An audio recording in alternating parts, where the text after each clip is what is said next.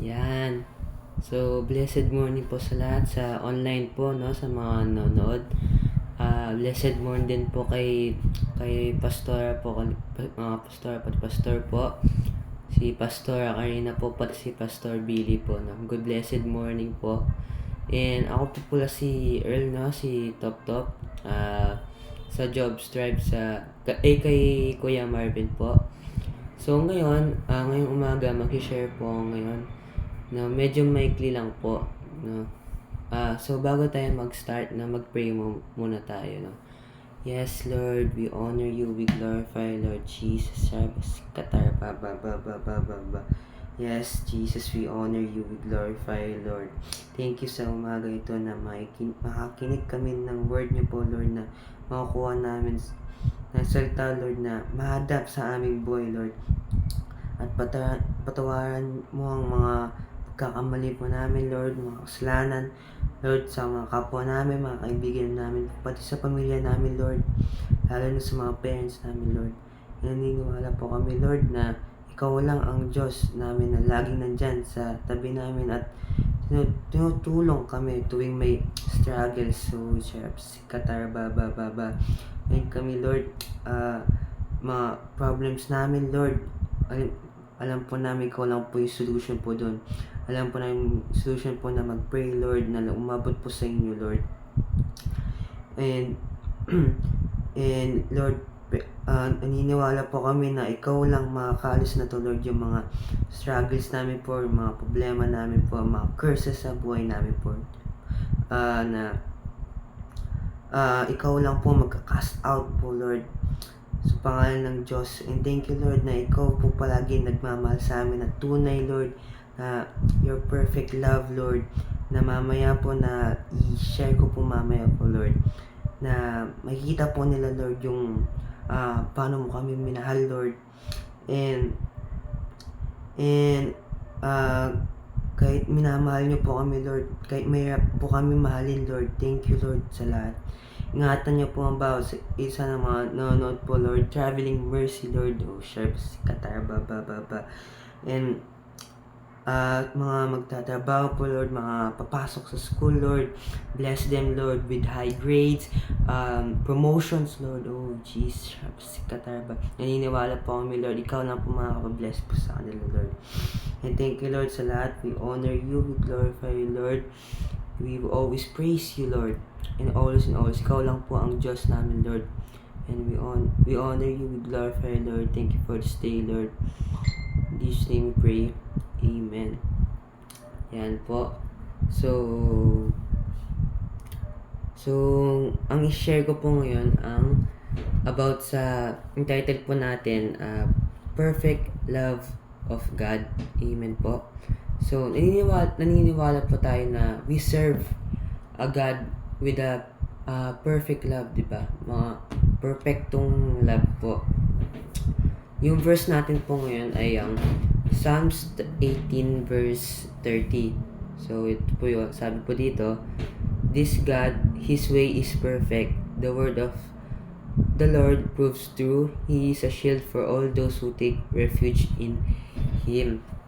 Amen po. So, sabi na He's always perfect, no? He's perfect, di ba po? Amen. So, naniniwala po tayo doon, di ba? And the word of the Lord prove true, no? Yung pinipreach po natin, na sinishare po natin, we speak the truth, no? So, lahat ng mga word doon sa Bible na sinishare natin na katotohanan po lahat yun, no? Amen. And sabi, He's a shield for all those who take refuge in Him. Amen po. So, shield natin po siya, protector, no? And siya ang salvation natin. Amen po.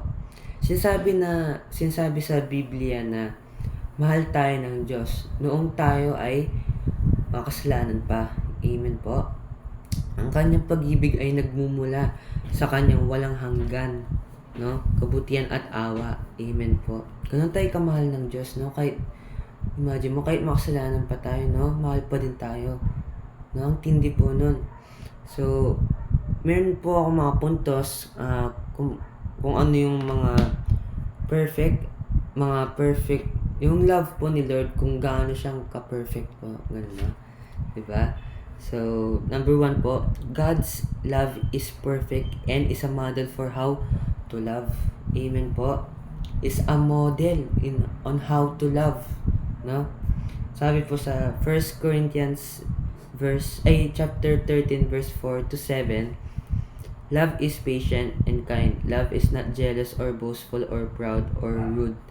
It does not demand its own way. It is not irritable, and it keeps no record of being wronged. It does not rejoice about injustice, but rejoice whenever the truth wins out. Love never gives up, never loses faith, is always hopeful, and endures through every circumstance. Amen po. So, ang love nito, it will change your life. Amen po.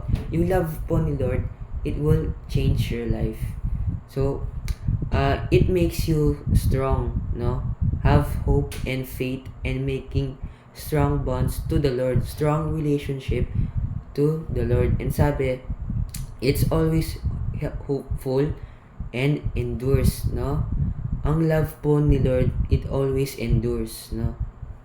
So, second po, when you fully experience God's love, you have nothing to fear. Amen po. So, such love has no fear. Sabi po sa 1 John chapter 4 verse 18, no, such love has no fear. Because perfect love expels all fear, no? Perfect yung love po ni Lord, no? Ini-expel niya po, inaalis niya po yung fear, no? Kaya huwag tayong matakot po sa love po ni God. Amen po. If we are, sabi po dito, kung natatakot tayo, if we are afraid, it is for fear of punishment. Amen. So, and this shows that we have not fully experienced is perfect love, no? Kapag meron tayong nagtakot po, no?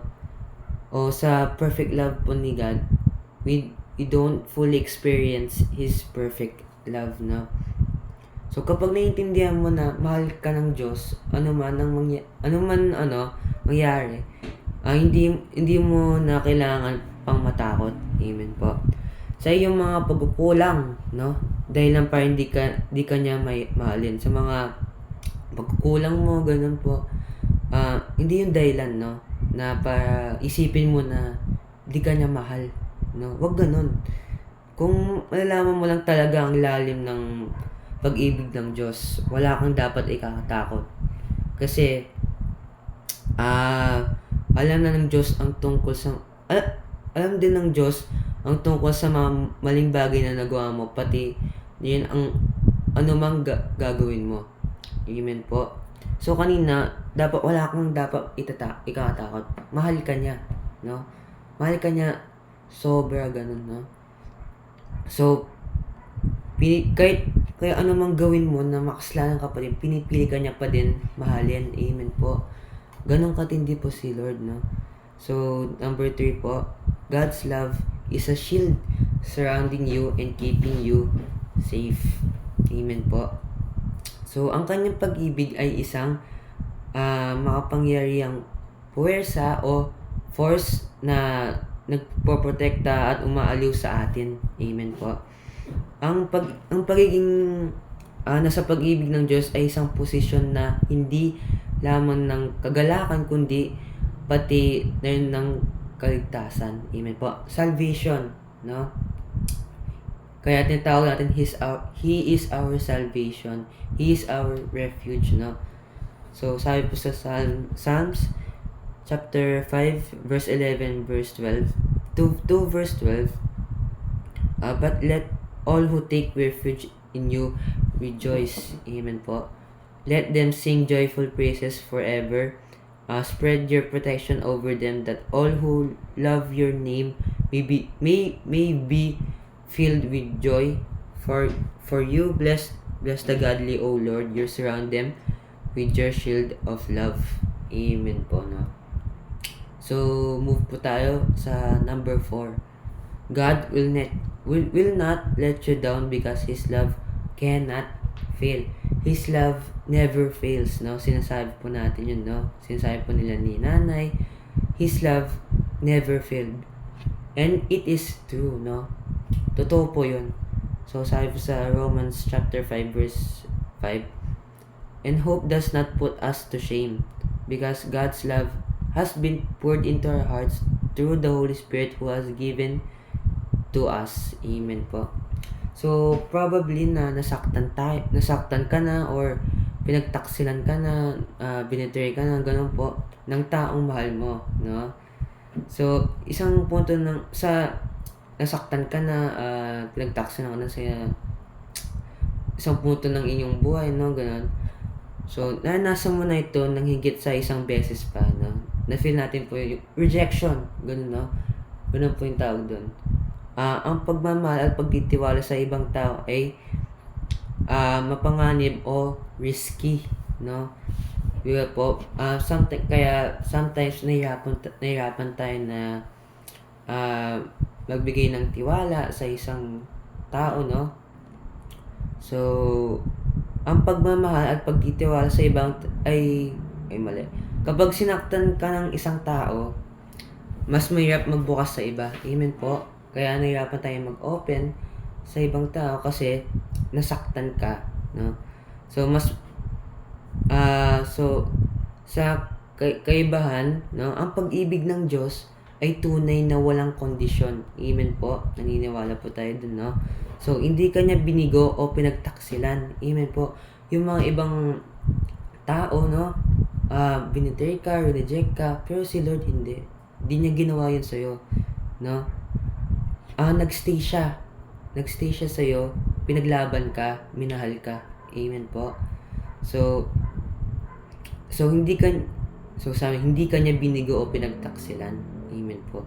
Hindi mo kailangan magpigil sa iyong relasyon sa Diyos dahil siya ay lubos na mapagkakatiwalaan. Amen po. He is trustworthy, no? At sinabi sa verse kanina, His love poured into our hearts. That's why it will never fail. He will never fail. Amen po. So, nalimutan ko na po yung kanta yun. He will never fail. Sinabi po sa sa kanta na yun, no? So, move po tayo sa number 5. God loves you so much that He sacrificed His Son for you. Alam po natin yung incoming na verse po dito. John 3:16, no? Amen. So, for God so loved the world that He gave His one and only Son, that whoever believes in Him shall not perish but have eternal life. Amen po. So, ganyan tayo kamahal ni God, no? Binigay niya yung isang anak niya, no? Para sa atin, kasi mahal na mahal tayo, no? Ni God. At kung sino naniniwala sa Kanya, he will not perish, no? But have eternal life. Amen po. So, sa number 6. So, God's love allows you to change and grow into the person He wants you to be. Amen po. So, sabi dito, sa 2 Corinthians chapter 5 verse 14 to 15, either way, Christ's love controls us. Since we believe that Christ died for all, we also believe that we have all died to our old life. Amen po. So, He died for everyone so that those who receive His new life will no longer live for themselves. Instead, they will live for Christ who died and was raised for them, no? Raised for them. Di ba po nung last Sunday yata? Resurrection Sunday po nun. So, He is risen, no? And raised for them. Para sa atin, He raised, no? So, sabi dito, mahal ka ng Diyos kung ano ka, no? Ngunit sapat din ang pagmamahal niya sa iyo upang hindi ka hayaang manatili sa kung ano ka. Amen po. So, gusto niyang makita kang lumago at magbago para sa ikabubuti. Sinasabi din po natin na original version of us, no? Na bet uh, a better person of us, ganun, no? So, sabi dito, ginagawa ito ng Diyos para sa iyo, no? Binabalik tayo ni Lord sa kung ano tayo dati. Hindi yung old life, yung kung ano yung original purpose, version of us na we're worshiping Him, ganun po, no? Kapag pinili mong magsimula, sabi dito, kapag pinili mong magsimula ng isang relasyon sa Diyos, maranasan mo ang kanyang pagpapatawad. Amen po. Yung forgiveness po ni Lord, ang sarap lang sa feeling, no? Kahit sobrang makasalanan ka, ganun, pero i-forgive ka pa din ni Lord. No? Yung comfort niya, no? Yung paano siya mag-forgive, ang sarap lang sa feeling, no? So, nagbibigay din to daan sa inyo na iwanan ang mga negatibong aspeto ng iyong personal na kasaysayan at lumipat po tungo sa positibong pagbabago. Amen po. Natatanggap mo rin ang Holy Spirit, no? Na gumagabay sa iyo, nagbibigay sa iyo ng lakas and is always present with you every day, no? Amen po. No? So, number 7, ito po yung last na puntos. So, God gives us the Holy Spirit because He wants us to be filled with His love. Amen po. So, naranasan mo bang magkaroon ng taong na mahal mo sa buhay mo, na gusto mo silang magkasama palagi, no? Ganito ang nararamdaman ng Diyos sa iyo. No, hindi lamang ikaw ang mahal ng Diyos at nais ng isang relasyon sa iyo, ngunit nais niya maging present, like nandyan palagi, no? Sa bawat sandali ng inyong buhay. Amen po. Napakatindi ni Lord, 'di ba, na ang ito ang totoong loyal, no? Loyal sa isa, no? Si Lord loyal siya sa atin, no? So, amen po. Tunay na pagmamahal 'yon. So, kapag nagsimula ka ng isang relasyon sa Diyos, ang Holy Spirit ay darating sa inyong buhay. Siya ay kasama mo sa mabuti at masama, no? Maaari mong piliing huwag pansinin ang impluwensya ng Holy Spirit, ngunit hindi ka niya iiwan, no? Kaya ano pa gawin mo, no? Nandiyan pa din ang Holy Spirit na i-guide ka pa din, no? Sa tamang daan pa din, no? Ngunit hindi ka niya iiwan. Yun po. Lagi niyang inihintay na bumalik ka at hanapin ang kanyang comfort, no? Wisdom and guidance, no? So, ako po dati, no? Wala akong ganyan, like, ang gulo-gulo, no? Meron naman nagmamahal sa akin, ganyan. Pero kapag na-reach mo yung punto na nagsimula ka ng relasyon kay Lord, like yung puso, unti-unti po puno, no? Parang tubig, baso, Kapag pinupuno mo yan, mga word of God na pupuno, di ba, unti-unti po puno po yan. So, yun yung na-receive natin, no? So, unti-unti, pupuno, parang levels yan. Mga levels yung mga, nafe-feel mo kay Lord, no?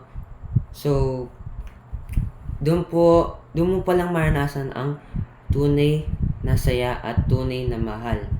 Nasa tamang Diyos ka, no? Naniniwala po tayo doon. Nasa tamang Diyos tayo. Kasarap sa feeling nun, di ba? No, so in conclusion, lagi pong tandaan, lagi tayong mahal ng Diyos kahit makasalanan pa tayo, o kahit ano pa yung gawin natin, lagi siya nandyan, no? Sabi po dito, lagi siya nandyan sa tabi mo na hinihintay ka lang, sabi, nak, nandito lang ako, ganun, nandito lang ako sa tabi mo na i-guide ka sa mga problema mo, ganun, kasi mahal kita, ganun. Amen po. Ganun tayo kamahal ng Diyos, no? Kasi sa mga iba, naranasan natin yung pag-iwan, gano'n, pero si Diyos hindi. Si Lord, hindi niya gagawin yun kasi mahal ka niya sobra. Yan ang tunay na loyal.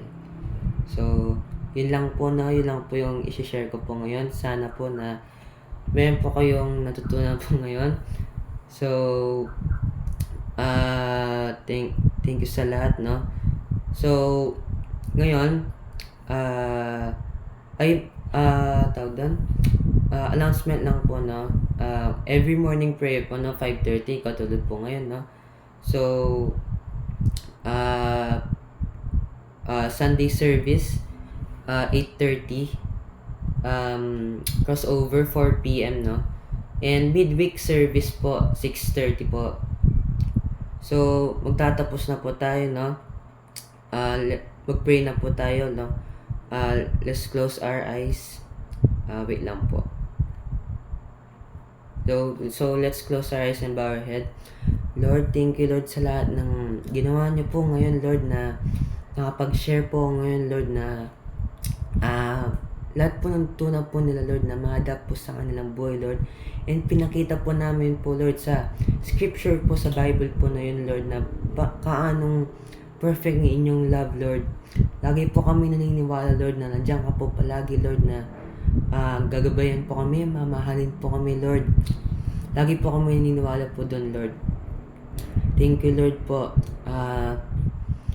Sa lahat ng ginawa niyo po sa amin, Lord. You died from the cross, Lord, no? You died from the cross to save us. And yung po pinapagitan niyo po yung pagmamahal niyo po sa amin, Lord. Thank you, Lord, sa lahat, Lord. So, punta tayo sa prayer request po. Prayer request of healing for Erneo Kaganda from heart attack. Prayer request of Zandra Policarpio for Jaja Policarpio na hindi na siya maging dependent sa gamot, Lord. Heal them, Lord, in Jesus' name, Lord. O prayer request of Paul John Lumanog for Marivic Lumanog sa mata niya. So, prayer request of Caramanda for his mother Janet Bukad na mawala na ang pananakit ng kanyang goiter at paa for Jane Torlan na maganda ang result na test niya para hindi na mag-chemo at good health kay Lola Zenaida Soriano and Lolo Josefino Simbilio. Prayer request of Lizelle Tayag for his father Mario Bulaan for arthritis.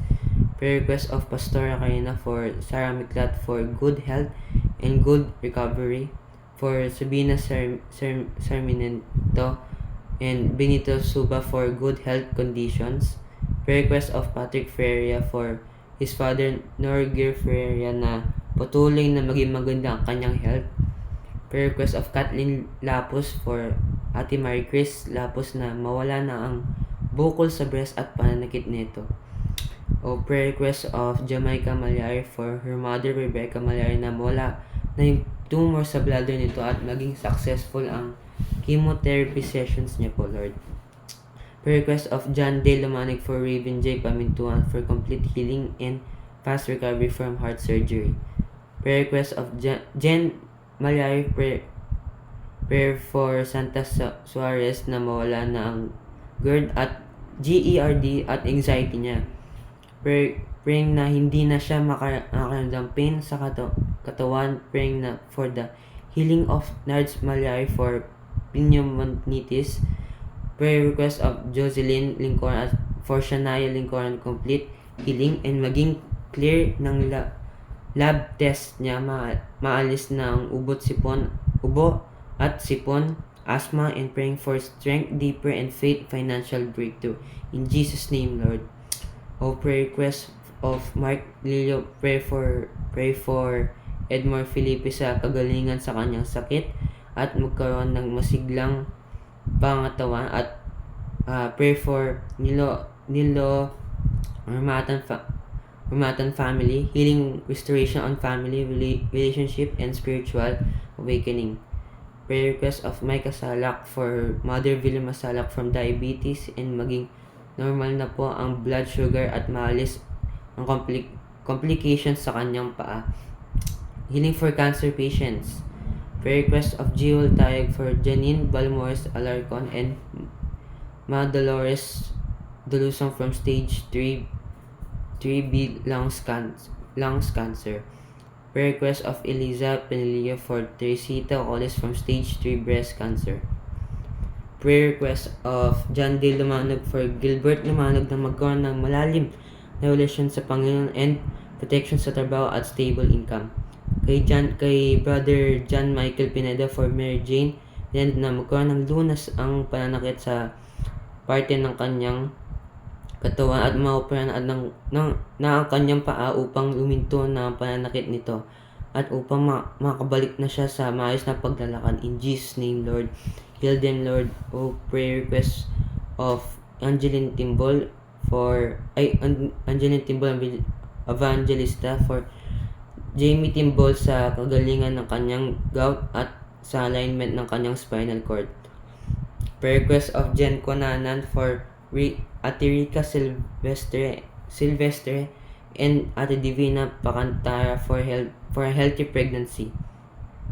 So, prayer request of J. Malyari for healthy pregnancy of Roxanne May Garcia Malyari. Bel Pineda na matuloy na may benta ang Sun Farm. Prayer request of JC Baleta for Wino Baleta na gumaling ng kanyang pagkahilo araw-araw at hindi na sumakit ang kanyang mga paa. Prayer request of Aiza Conehar for Denise Mariel for complete healing from pneumonia and lung fluid at magkaroon ng magandang resulta ang kanyang PPD test. And thank you, Lord, sa mga nag-take sa board exam. We claim na pasado po sila at sa mga mag-take pa po ng board exam. We claim victory, Lord. You will deliver victory from us, Lord. You will deliver victory to us, Lord. Praying for CRC churches, land and building for CRC Santa Maria, CRC Pandagaki, CRC Pandan, and CRC Main. CRC Mariveles for multiplication. In Jesus' name, hallelujah. True and committed disciples for all CRC churches na makompleto po ang kanilang 12 disciples, Lord. And multiplication also. Pray for our country na malayo sa malalakas na lindol at bagyo na wala pong masama na mangyari po. And praying na hindi may pasang SOGI bill, sexual orientation, and gender identification expression sa Senate. We declare peace of the Lord over Israel, Jerusalem, and Hamas, and great revival over the Middle East. O Sharba Katarba, Lord. Yung mga anak niyo po to, Lord, heal them, Lord, kasi naniniwala po kami, Lord, na ikaw lang po na makakahil po, Lord, and guide them po sa mga operation po nila, sa mga sakit po na naramdaman po nila, Lord, na i-cast out niyo po, Lord. Lord, sa mga healthy pregnancy, Lord, maging healthy po yung pregnancy po nila, Lord, na maging maayos po lahat, Lord. And it's a blessing, Lord. It's always a blessing, Lord, when it comes to you, Lord. Oh, thank you, Jesus. Always bless them, Lord. Guide them, Lord. Traveling mercy, Lord, be upon them, Lord. Ingatan niyo po yung bawat isa, Lord. We honor you, we glorify, Lord. In Jesus' name we pray. Amen. Amen. So, thank you po sa pagnonood po. Announcement po ulit, no? Sunday service po, no? 8:30. And crossover 4 p.m., no? And morning prayer on site every Saturday, no? So, thank you po sa lahat, no? Thank you.